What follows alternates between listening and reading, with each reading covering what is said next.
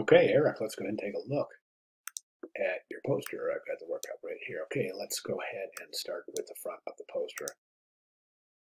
I just want to get this in the screen. Let's do this, let's do this, and let's do that. Okay, there we go. Okay, you got a lot of interesting things going on in the front of the poster, but I think it's overkill. I think there's just too much going on here. Number one, the imagery is only on the back of the poster. Okay, so this is not permitted on the front. I love this. I would compromise everything else here and only use that for the front cover. That McHale, that's gorgeous. Really neat work there.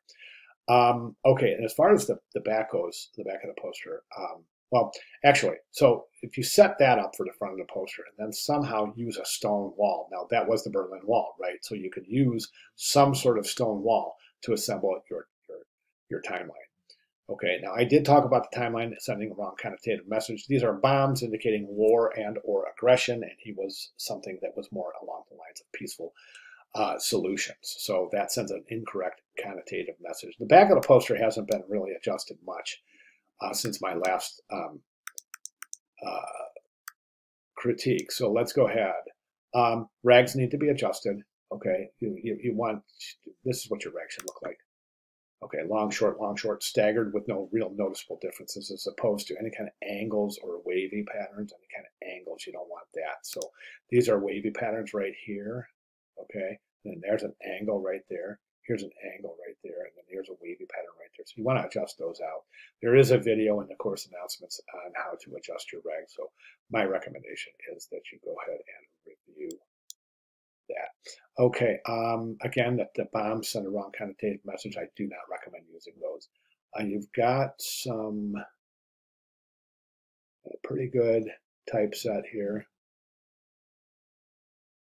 Okay, theoretically, that should be an N dash. N is in Nancy since it's separating numbers. I do not recommend. I would turn my captions off, and I would also. I think your character count. Some of these have only one word, so this is kind of horizontally stacked. You want to avoid that. Try vertical. That could entail setting up your stone wall for the timeline if you elect to do so, and then placing entries on top and the bottom. That way you're not stuck with these limited width text entries. This looks like bold type. I don't recommend setting body copy at bold. Old style numerals or reduced scale of your numerals. N dash right there. Drop cap would be great. A yellow drop cap would be gorgeous. Old style numerals, small caps.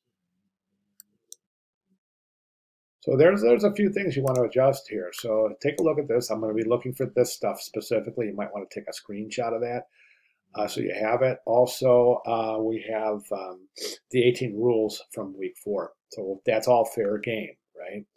And all of this stuff is covered in video tutorial announcements in the located in the course announcements. So a little bit of work to do, but I think we'll be fine. Okay, so I say you got a little bit of work to do because it was actually, we're coming down to it. I mean, it's already Thursday and this is due Sunday. So if you have any questions at all, please let me know. But I would definitely like to see those changes reflected in your final submission. Okay, thank you.